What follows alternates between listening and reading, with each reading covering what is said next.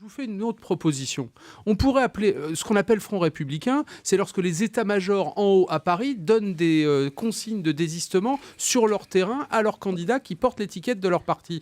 Moi, je vous propose une autre forme de Front républicain qui est bien plus intéressante, bien plus démocratique.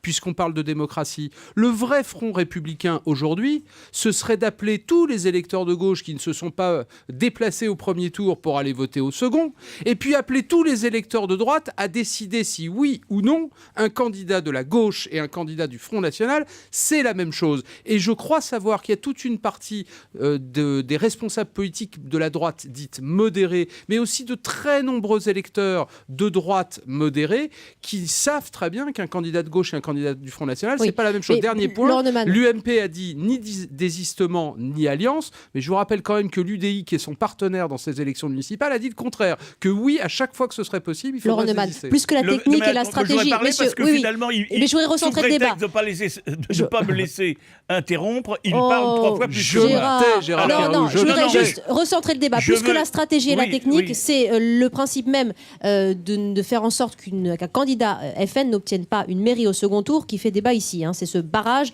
vis-à-vis d'un parti qui est légal et républicain. Alors il n'y a pas de raison de faire ce barrage. Voilà, et quant à l'UMP, tu as parlé de l'UMP, c'est intéressant parce qu'il y avait eu des débats dans les dernières années sur la stratégie dite du ni-ni. Ni gauche ni droite, ni Front républicain, ni Front national.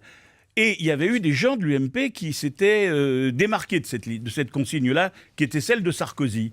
Et là, hier soir, j'ai bien écouté partout. Il n'y a pas eu un leader. Tu cites l'UDI parce que c'est des minoritaires, mais dans l'UMP, dans tous les barons, les grands responsables de l'UMP, y compris celui qui a les faveurs, dit-on aujourd'hui, de la gauche, c'est-à-dire Alain Juppé, aucun d'entre eux ne s'est dissocié du ni-ni. Donc ça sera la doctrine. Et puis dernière chose, quand on dit le FN est légal, mais ce n'est pas seulement parce qu'il est légal. Certes, il est légal. Personne n'a jamais proposé de l'interdire.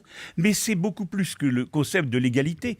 Il est devenu légitime à partir du moment où des millions de Français, ou peut-être un quart, pour l'instant, il n'y a pas de scrutin national avec un pourcentage important de votants. Mais je pense qu'aujourd'hui, il y a un potentiel d'un quart des Français. Quand un quart des Français se retrouve dans un parti, on ne peut pas accepter l'idée de faire barrage à ce parti par des moyens qui sont en fait de la combination. Voilà l'enjeu.